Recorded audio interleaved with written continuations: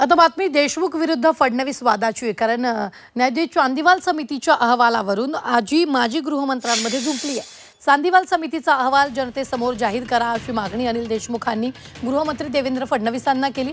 तर 3 वर्षापूर्वी सचिन वाझेंनी देवेंद्र फडणवीसांच्या सांगण्यावरून आरोप प्रत्यारोप केले होते असं देशमुख म्हणाले। तर चांदीवाल आयोग महाविकास आघाडी सरकारच्या काळातला आहे।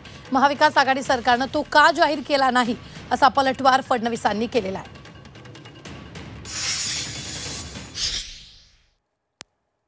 माझ्यावर जी खोटे आरोप करण्यात आले होते त्याची जी चौकशी जस्टिस चांदीवाल यांनी केली होती, तो जस्टिस चांदीवाल साहेबांचा अहवाल तो राज्य शासनाकडे तो लवकरात लवकर जनतेसमोर आणावा।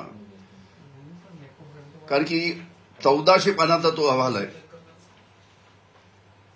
मी वारंवार विनंती करून सुद्धा राज्य शासन हा अहवाल जनतेसमोर आणत नाही। मी परत देवेंद्र फडणवीस यांना विनंती करतो, तुमच्या होम डिपार्टमेंटला तो अहवाल आहे, तो अहवाल जनतेसमोर आणावा अशी मी त्यांना विनंती करतो। चांदीवाल अहवाल हा महाविकास आघाडीच्या काळामध्ये सबमिट झाला होता। महाविकास आघाडीने त्याच्यावर का कारवाई केली नाही, तो त्यांनी का जाहीर केला नाही, याचं उत्तर दिलं गेलं पाहिजे।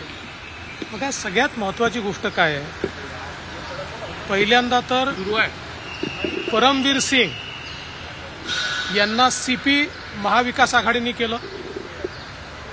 अनिल देशमुख स्वतः त्या ठिकाणी गृहमंत्री असताना परमवीर सिंगांनी त्यांच्यावर आरोप लावले।